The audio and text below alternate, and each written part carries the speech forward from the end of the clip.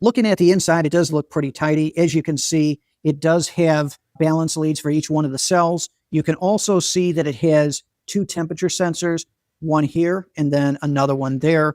Each one of these cells is welded to the plate that's connecting the two together. You can see that it has this nice hump there, so it can allow for expansion and contraction. It also has the isolators or insulators that is in between each one of the cells. So the build does look like that it is pretty nice. It does label which side is the positive and the negative for each cell. Looking at the BMS, so it is HS-1001. It appears to be specific for this manufacturer.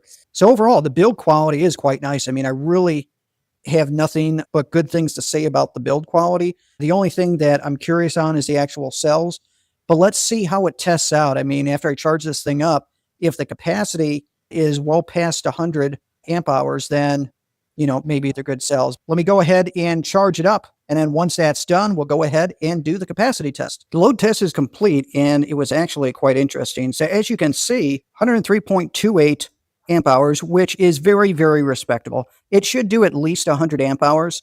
Best case that I've seen is like anywhere from 103 to 105, but 103.28 is very, very good. Tests higher than many of the Server Rack batteries that are out there. So quite nice. Overall impression, great build quality, good capacity.